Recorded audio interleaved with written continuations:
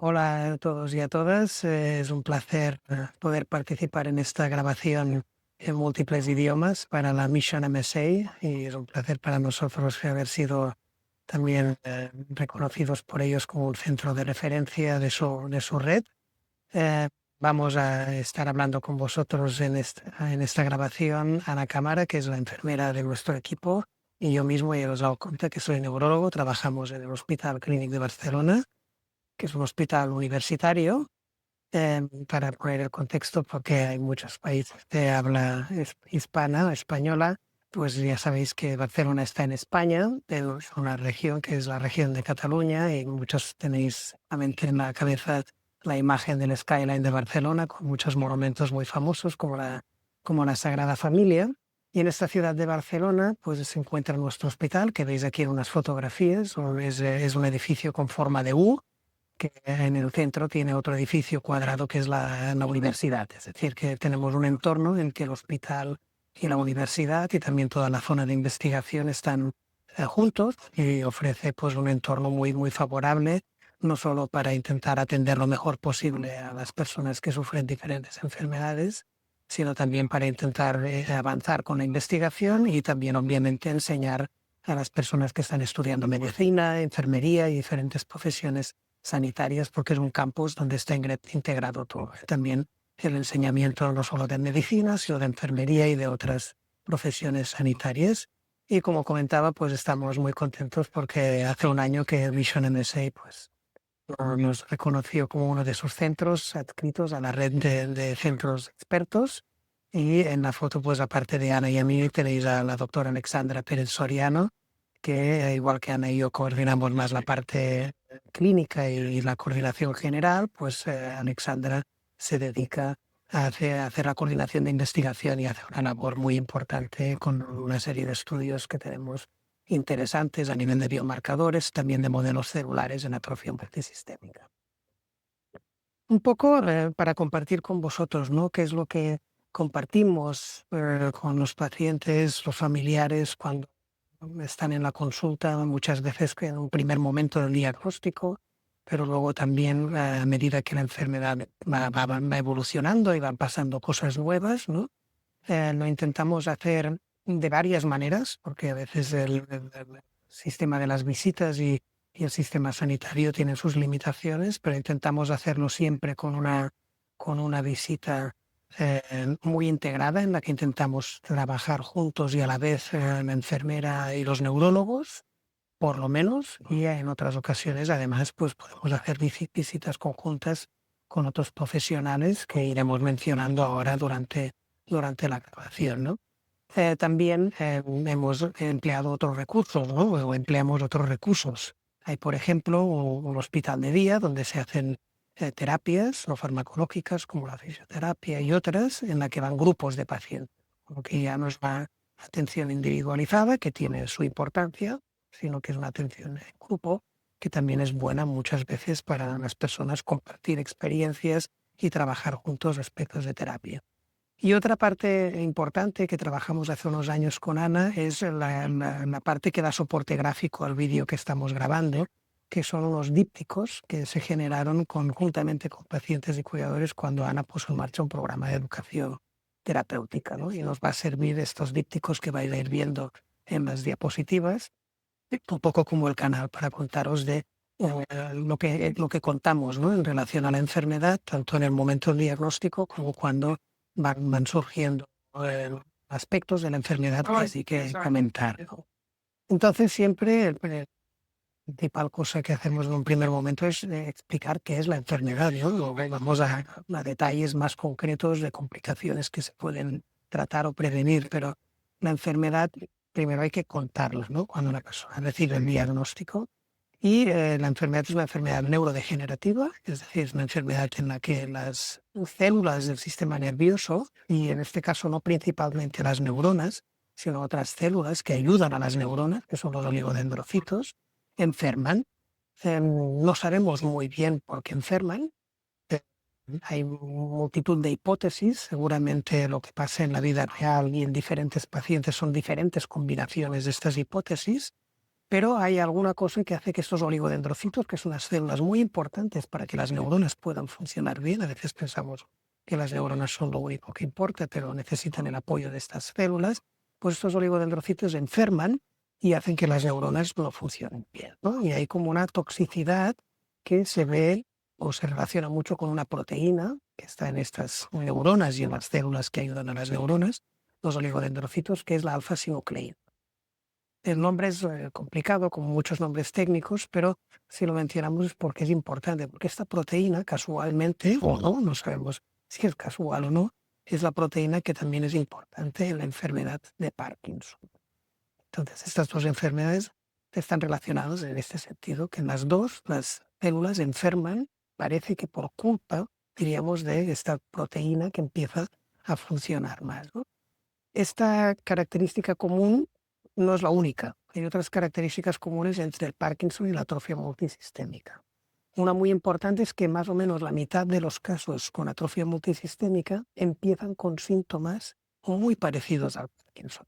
Tan parecidos que muchas veces las personas casi nunca reciben como primer diagnóstico de atrofia multisistémica, sino que reciben el diagnóstico de Parkinson. Y luego, a través de exploraciones diagnósticas o de la evolución de los síntomas, se acaba haciendo el cambio de diagnóstico de Parkinson, atrofia multisistémica, ¿no? Por tanto, dos aspectos que comparten el Parkinson y la atrofia multisistémica. Una es la proteína con este nombre tan complicado, la alfa-sinucleína, que es la que parece que enferma en las neuronas del Parkinson y en los oligodendrocitos de la atrofia multisistémica. Y la otra es que la mitad de los casos con atrofia multisistémica empiezan con síntomas muy parecidos al Parkinson. Entonces os preguntaréis, ¿y la otra mitad de pacientes con atrofia multisistémica cómo empiezan? Muchos de los que estaréis escuchando esta grabación lo sabéis porque o la sufrís o tenéis algún familiar que tiene la enfermedad. La otra mitad sufren lo que llamamos genéricamente ataxia o síndrome cerebeloso. Y se llama así porque en la parte posterior del cerebro, que es el cerebelo, y que tiene mucho que ver con el control del equilibrio, entre otras funciones, pues es la que padece más en esta mitad de los pacientes y lo que tienen es un trastorno del equilibrio. Entonces, esta primera mitad de pacientes no se les diagnostica de Parkinson, sino que muchas veces se les diagnostica de ataxia. Es la palabra genérica para hablar de las enfermedades del cerebelo, que pueden ser muchísimas, una de ellas la atrofia multisistémica, ¿vale? Entonces, es muy importante, a veces sí que puede pasar que la persona con los síntomas sean parecidos a Parkinson o sean una ataxia, y llega pues, a un centro sanitario con profesionales muy expertos, porque le toca, por domicilio a veces, ¿no? Al centro médico que te toca ir al lado de tu casa, pues es ese, y puedes hacer un diagnóstico muy rápido. Y en esos casos a veces la gente se puede sorprender de hacer un diagnóstico muy rápido sin hacer muchas exploraciones complementarias. ¿Por qué? Porque el diagnóstico es muy clínico. Nos basamos mucho en los síntomas. ¿Qué pasa? En los otros casos, en los que quizá los síntomas son más, se simulan más otras enfermedades, puede llevar más tiempo hacer el diagnóstico y sí que nos apoyamos en pruebas diagnósticas que aparecen mencionadas al final de esta diapositiva y que veis un poco en alguna fotografía un poco pequeña en esta diapositiva. Básicamente, siempre primero, con una analítica muy simple, hay que descartar otras enfermedades que a veces no son ni neurológicas. Si la persona empieza con temblor, como puede pasar en el Parkinson o puede pasar en la atrofia multisistémica, pues hay que descartar un trastorno del tiroides, ¿no? Pero esto habitualmente se hace en un entorno de medicina general o de neurología general, y cuando ya estamos pensando en un diagnóstico como el de la atrofia multisistémica, recurrimos a pruebas diagnósticas un poco más complejas. Algunas no tan complejas como la resonancia magnética cerebral, que en muchos lugares del mundo hoy en día es una prueba muy accesible, pero no debemos olvidar que a veces puede no ser fácil hacer una resonancia magnética porque estamos en un entorno en que no hay tantos medios médicos o porque a veces la persona no se puede hacer una resonancia magnética. Hay personas que tienen claustrofobia o que tienen alguna parte metálica en el cuerpo, una prótesis o un marcapasos, y en esos casos que no podemos hacer la resonancia magnética, hombre, pues nos dificulta un poco no tener esta herramienta, ¿no? La resonancia magnética, la idea es que principalmente la empleamos también para descartar otras enfermedades. Si la persona empieza con un ataxia, pues igual hemos de descartar un tumor del cerebelo. Hacemos la resonancia y vemos que no hay un tumor del cerebelo. Pero a veces, en un pequeño porcentaje de los casos, sí que hay algunos signos en la resonancia que pueden darnos una pista de que lo que parece un Parkinson o lo que parece una ataxia normal, pues son una atrofia multisistémica, con lo que esta prueba es útil en estos casos. Y luego tenemos pruebas de imagen nuclear, como veis en la parte superior de la diapositiva, en la que pone DAT-SPECT con estos colorines, que es una prueba importante porque nos sirve para descartar casos en los que el trastorno del equilibrio o los síntomas parecidos al Parkinson se deben a, por ejemplo, a fármacos o a lesiones vasculares como las de los ictus, ¿no? En estos casos esta prueba es normal. Si está alterada, la prueba no nos dice más allá, porque esta prueba puede estar igual de alterada en un Parkinson que en una atrofia multisistémica, que son dos enfermedades que nos gustaría mucho diferenciar y no nos ayuda la prueba en esto, nos ayuda a diferenciarla de si el origen es un fármaco que está haciendo un efecto secundario o es un ictus. En estas enfermedades sí que nos ayuda, pero no para diferenciar atrofia multisistémica del Parkinson. Y lo que tenemos es, cuando hacemos estos programas educativos, tenemos un material que compartimos y que también está disponible en la web de la Mission MSA, ¿no? De recursos a los que dirigirse, porque en la visita médica y con la enfermera damos un diagnóstico, damos un apoyo, pero luego las personas pues, pueden desde casa consultar fuentes y es muy importante consultar fuentes fiables, porque a veces la enfermedad es compleja, no es un diagnóstico fácil de dar ni de asumir, pero a veces si vas a buscar según qué tipo de información, la información es aún más negativa de lo que ya es difícil de por sí misma y por tanto es importante siempre buscar buenas fuentes de información y por ejemplo pues la web de la Mission MSA es un buen recurso. Entonces, muy importante también aquí, como comentaba, el aspecto de la visita que hacemos conjuntamente con enfermería y la visita de enfermería en sí, que sirve mucho para aspectos de educación y que ahora a lo largo de las siguientes diapositivas un poco os introduce. Ana, adelante, Ana. Perdonad, sí, se me había olvidado esta diapositiva del tratamiento farmacológico que no nos entretendremos mucho porque hay mucho aspecto muy técnico, es muy variable de paciente a paciente. Una cosa que podría parecer una obviedad, pero que hay que mencionar, es que en los casos que tienen parkinsonismo, aunque no sea una enfermedad de Parkinson, siempre probamos la medicación para el Parkinson. ¿Eh?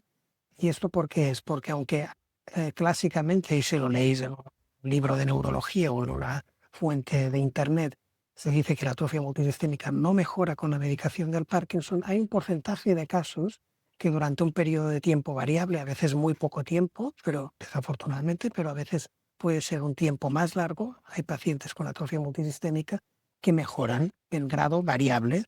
Pues hombre, descartar de entrada la opción de que una persona mejore de forma hasta bastante significativa y a veces durante un tiempo largo con una medicación es una lástima. Es decir, siempre merece la pena probarlo. Hay que tener en cuenta aspectos, ¿no? Que a veces la medicación del Parkinson, en la atrofia multisistémica, puede bajar más la presión arterial. Ana os hablará de ello. Pues hay que tenerlo presente esto, ¿no? Pero sin dejar de probarlo, sin ser nihilistas y pensar que no hay nada que hacer. Siempre merece la pena probar esto. Pero luego hay muchas otras medidas farmacológicas que podemos hacer en la atrofia multisistémica y que también irán saliendo luego. Por ejemplo, podemos usar medicamentos para subir la presión arterial en las personas que la tienen baja, aunque Ana os contará que antes que esto hay otras cosas que hacer. Por ejemplo, personas con atrofia multisistémica que tienen distonía en el cuello, contracturas en la mano, que tienen hipersalivación, pues la famosa toxina botulínica, que es muy conocida porque la utilizan celebridades por una utilidad cosmética, para las arrugas, etcétera. La toxina botulínica se puede utilizar para reducir la salivación, cuando hay un exceso de salivación o por culpa de que no se glute bien la saliva, o para reducir esas contracturas que a veces son muy dolorosas en el cuello, en las manos o en los pies. Hay medicamentos para la incontinencia urinaria, que es un síntoma importante del que os hablará Ana también, aunque más importante que la medicación son muchas medidas que os comentará ella. Hay problemas relacionados con la orina y problemas relacionados con la función sexual, para los cuales tenemos medicamentos que también son muy conocidos. En estreñimiento, de nuevo, más importante que los fármacos, todo lo que os contará Ana, pero tenemos algún medicamento, los más habituales son los laxantes. La depresión no es un síntoma tan integral como puede llegar a serlo en el Parkinson, en la atrofia multisistémica. Muchas veces acompaña diagnóstico, acompaña a la dificultad que implica en el día a día el hándicap motor, pero obviamente si son síntomas de depresión importantes, hemos de tratarlos con fármacos antidepresivos. Y luego hay muchos trastornos del sueño, que aquí sí que a veces nos hemos de apoyar más en la medicación, ¿no? Con el Rivotril para el trastorno del sueño REM, cuando hay golpes o se puede uno caer, o el Stridor, el problema respiratorio que puede hacer que la persona tenga dificultades al respirar de noche, que se puede tratar con una CPAP, que es una máscara.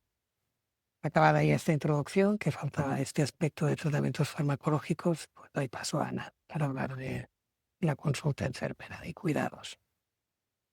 Hola a todos y a todas. Bueno, como sabéis, y como os ha comentado el doctor Comta, nosotros tenemos la posibilidad de hacer visitas consultas multidisciplinares, pero como no, un programa educativo nos permitió trabajar en estos aspectos de forma multidisciplinar con otros compañeros como logopedas, terapeutas ocupacionales, fisioterapeutas. En la consulta de enfermería trabajamos sobre todo la prevención tanto en infecciones, que ahora veréis que las más frecuentes son respiratorias o urinarias, y trabajamos la prevención y el manejo de la hipotensión ortostática. La hipotensión ortostática, como sabéis, es criterio diagnóstico de vuestra enfermedad. Por lo tanto, es un síntoma que es frecuente en personas con atrofia multisistémica y que debemos controlarlo bien, porque pueden producir síncopes y caídas que pueden generar fracturas. Y esto es lo que tenemos que prevenir, lo que trabajamos mucho para mantener una evolución de la enfermedad de una manera tranquila. Tranquila porque no es una enfermedad que evolucione de forma brusca. Si hay un cambio en los síntomas, en el estado motor, tenéis que pensar siempre que es porque tenemos una infección. Y tenemos que saber controlar y reconocer los signos de infección. La hipotensión ortostática, como os he dicho, un síntoma muy frecuente en la enfermedad. De ¿cómo lo vamos a tratar? Pues sobre todo vamos a recomendar hidratación. No sé si puedo yo pasar la diapositiva. Ah, te la paso yo, pero bueno. Vale. ¿Y de qué manera? Pues las comidas, evitaremos comidas ricas en carbohidratos, evitaremos los climas cálidos, buscaremos sobre todo en verano no estar expuestos a temperaturas altas para no favorecer estos síncopes, evitaremos el consumo de alcohol, como os he dicho, mucha hidratación, bebidas gaseosas nos puede mejorar este aumento de tensión arterial. Y vamos a controlar, porque en ocasiones es que también hay interacción de otros fármacos, porque es posible que algunos de vosotros estéis en tratamiento antihipertensivo, que se recomienda siempre trasladar este tratamiento a la noche, porque es cuando estáis estirados y puede aumentar aún más la tensión arterial. Y ¿qué podemos hacer? Bueno, en este díptico, nosotros os proporcionábamos un decálogo, ¿no?, de medidas que podéis hacer. Un resumen: beber líquidos, evitar el alcohol, levantarse lentamente. Es una de las situaciones más frecuentes cuando estáis haciendo una transferencia del sofá o de la cama, poneros de pie, hacerlo siempre de forma gradual y muy lentamente para que no haya una bajada brusca de tensión. Evitar saunas, elevar el cabecero de la cama, como os he dicho, eh, si estáis durmiendo en posición estirada, supina, es frecuente el aumento de tensión y entonces cuando os levantáis es cuando ocurre este cambio brusco de tensión y puede haber una bajada de tensión.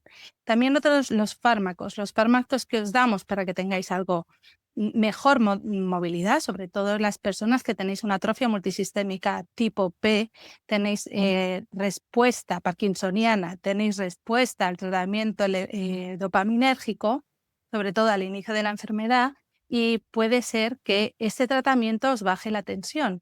y entonces tenemos que primero monitorizarlo, ver si es realmente causa-efecto, y si es así, vamos a optimizar el tratamiento para que tengáis efecto y no tengáis este efecto secundario. Es muy importante evitar las caídas y el uso de medias elásticas o de fajas abdominales nos puede ayudar a mejorar estas bajadas de tensión bruscas. Son cosas que podéis hacer vosotras, una caída y un síncope y una caída. Otros de los problemas que os he hablado, que trabajamos en la consulta enfermera, es detectar los síntomas, prevenir las infecciones respiratorias. Y por eso vamos a monitorizar cómo coméis, cómo respiráis.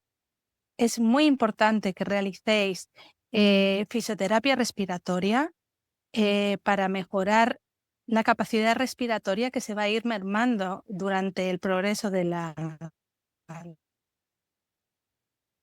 enfermedad, y son ejercicios que los fisioterapeutas os pueden orientar. Están la fisioterapia respiratoria con los incentivadores volumétricos que os ayudan a trabajar esta capacidad respiratoria, y luego vamos a monitorizar cómo coméis, porque las infecciones respiratorias suelen ser por broncoaspiraciones, es decir, paso a vía aérea de alimento o de líquido. Principalmente el líquido es el primer motivo de problemas de deglución en la enfermedad. Como ha dicho el doctor Conta, el exceso de saliva que podemos tratar con toxina botulínica, pero que es importante, se trata de un automatismo al tragar la saliva. Es algo que hacemos de forma inconsciente, y una de las medidas que te podéis hacer es recordar que tenéis que ir tragando.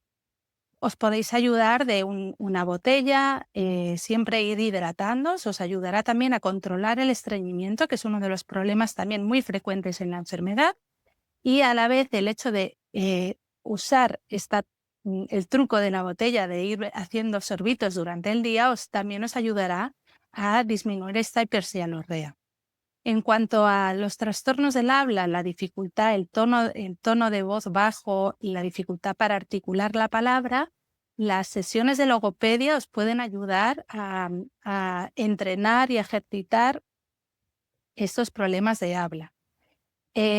Sobre todo también tenemos que aprender, las personas que estamos alrededor de las personas que tenéis esta enfermedad, a tener paciencia. Debéis esperar a que vuestro familiar pueda expresarse. Irá con algo más de lentitud al hablar, pero le tenéis que dar el espacio, no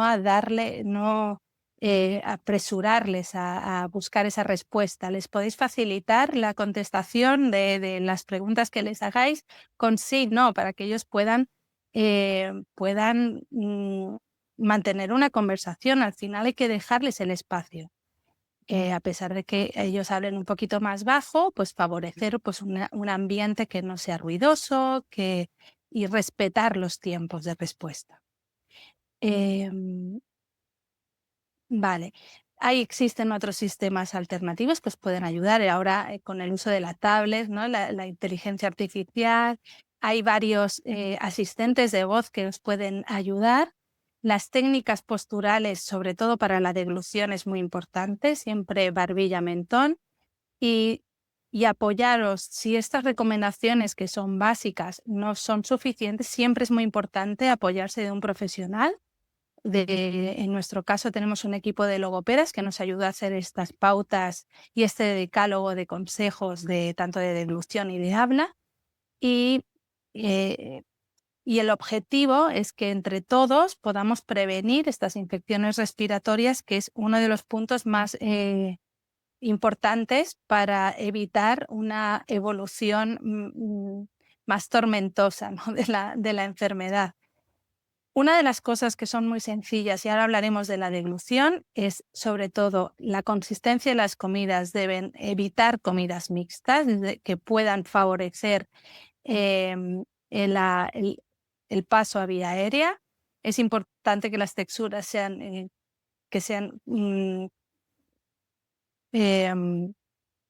bueno, cada uno tendréis, o sea, el logopeda os ayudará con un test de deglución a ver si son texturas de néctar, lo escucharéis vuestros profesionales de referencia, y ellos os ajustarán en la comida a la necesidad de deglución que tengáis. Evitar alimentos como el plátano o el chocolate que se enganchan, los frutos secos que se rompen y pueden favorecer el paso a vía aérea o el atragantamiento. Es importante también que vuestros familiares conozcan técnicas para evitar el atragantamiento y ayudaros a comer mejor. El agua con espesante, comidas especiales, dietas en conjunto con el dietista y el logopeda son las personas más que os pueden ayudar más. Vamos a... No, pasa nada. Ya, vale. Otra de los problemas principales son las...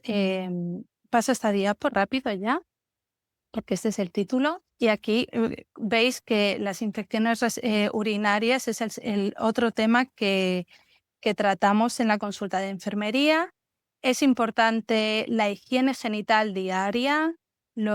Si usáis absorbentes, cambiarlos frecuentemente. Si estáis mojados, si hay humedad, hay que cambiarla.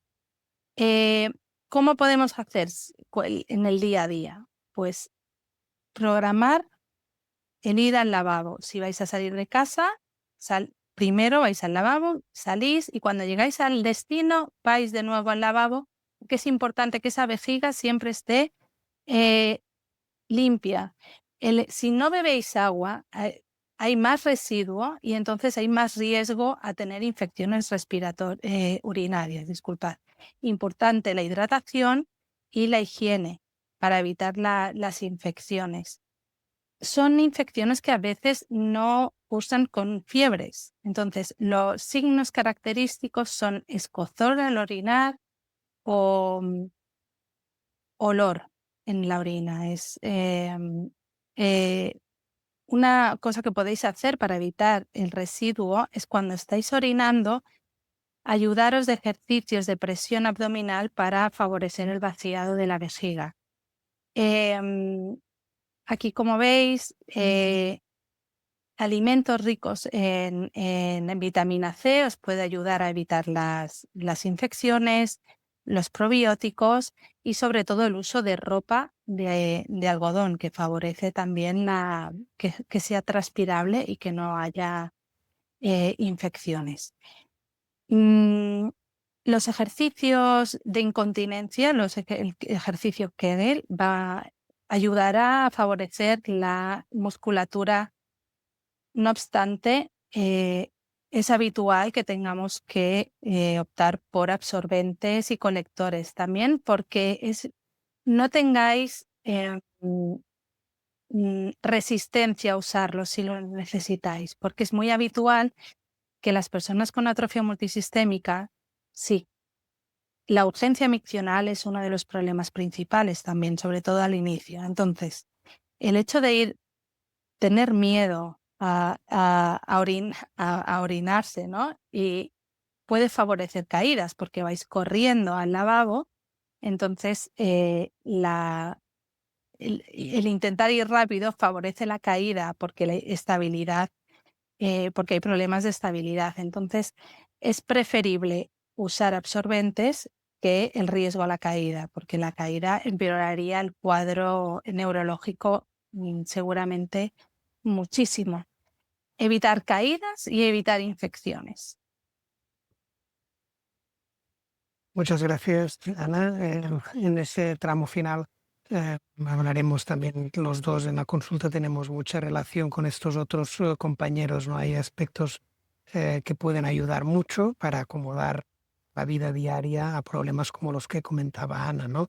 Ana mencionaba ahora, pues, por ejemplo, la necesidad de repente tener la sensación imperiosa de ir a orinar y encima nos atabalamos y empezamos a caminar deprisa y nos podemos caer, ¿no? Pues imaginaros esto en un domicilio, que encima haya una alfombra levantada en el suelo y te tropiezas y te caes, ¿no? Pues La terapia ocupacional, simplificando mucho porque es más complejo, pero un poco nos hace pensar en cosas que a veces parecen obvias, pero que necesitamos pensar de forma expresa en ellas, ¿no? La terapia ocupacional nos ayuda pues a adaptar la vida diaria, desde las cosas que hace la propia persona, al tipo de ropa que lleva, como comentaba Ana, al tipo de muebles, el inmobiliario o cómo están dispuestas las cosas en el domicilio para reducir riesgos, ¿eh? Ya veis que el hilo conductor de la charla que estamos haciendo es siempre reducir riesgos, ¿eh? Ojalá un día tendremos una curación para la enfermedad, pero mientras no, todos los riesgos que podamos reducir. La terapia ocupacional ayuda en esto, ¿no? Pues intentar que no haya objetos punzantes sobre los que uno pueda caerse. Esto, ¿no? Es en general importante para cualquier persona, pero más aún en una enfermedad en la que hay un trastorno del equilibrio, evitar objetos en el suelo que puedan facilitar las caídas. Adaptar, pues, por ejemplo, los baños para que la persona pues, pueda tener la higiene diaria asegurada, pero con menos riesgo también de caídas, ¿no? Y todo esto implica a veces intervenciones y cambios muy sencillos que se pueden hacer sin grandes recursos. A veces sí que implican pues necesidades de hacer una pequeña obra en el domicilio para cambiar una bañera convencional por un plato de ducha, etcétera. Y todo esto obviamente necesita un asesoramiento experto, una persona, como puede ser una terapeuta o un terapeuta ocupacional, que guían a las personas en qué intervenciones son necesarias y si estas intervenciones necesitan un recurso, que la mayoría de veces el problema es que sea un recurso económico, pues cómo se puede intentar acceder a ello en sistemas de salud públicos. Pues a veces hay ayudas públicas que ayudan a financiar estas modificaciones que hay que hacer. Esto depende de cada zona geográfica y de cada país, es diferente. Eh, Esto es una intervención, un grupo de intervenciones importantes que hay en la enfermedad, ¿no?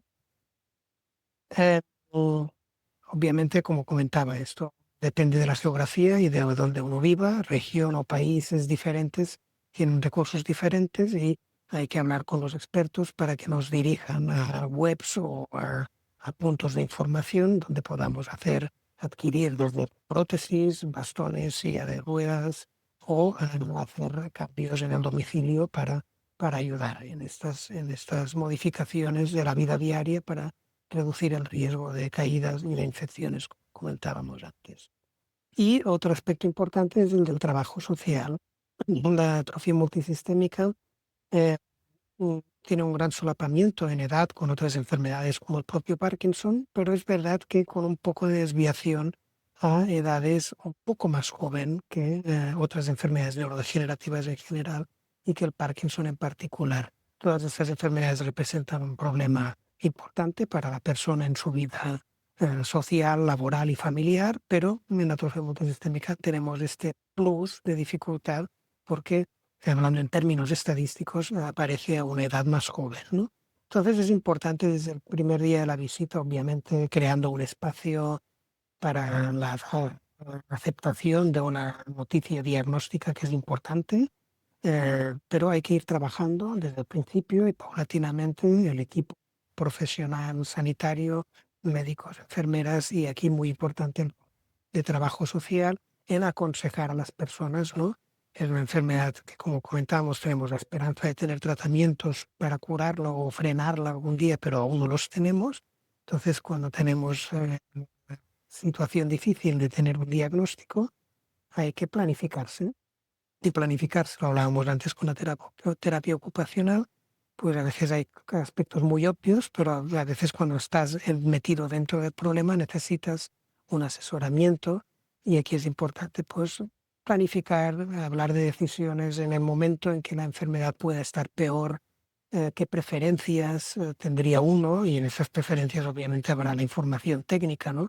Si hay una dificultad respiratoria por la noche, eh, pues obviamente hay que tratarla porque aunarse mientras uno está en la cama no es agradable, pero puede hablarse de qué tipos de tratamientos vamos a hacer, si vamos a poner una mascarilla de CPAP, para algunas personas puede ser algo muy aceptable.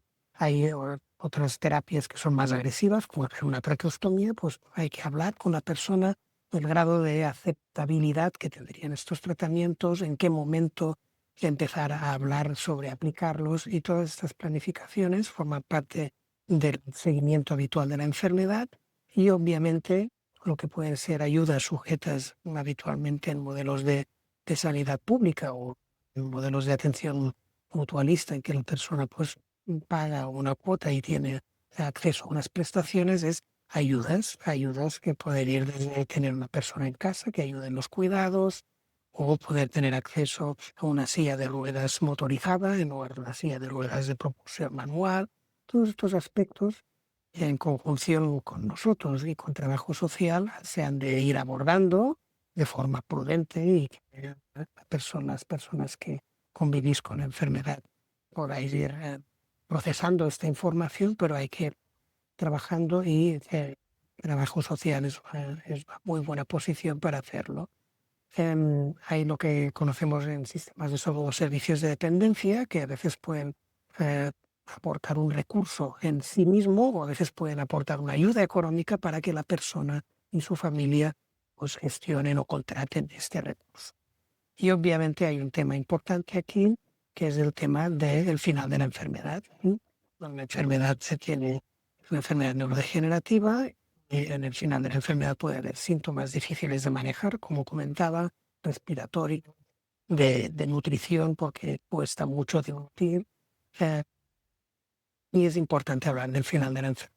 También hay muchas diferencias geográficas y por países. Hay países donde está regulado lo que son las medidas de confort o de ayuda con los síntomas agónicos. Hay países que incluso tienen legislación, pasa en España, para la eutanasia, y todas estas intervenciones al final de la enfermedad, que obviamente es un tema muy complicado y muy duro, sobre todo en el momento inicial del diagnóstico, pero hay que irlos trabajando para que al final la persona que padece la enfermedad y las personas que la acompañan, sus familiares, puedan planificar y tomar decisiones de una forma informada, y no desde el desconocimiento, que añade aún más angustia y preocupación cuando se tiene una enfermedad así.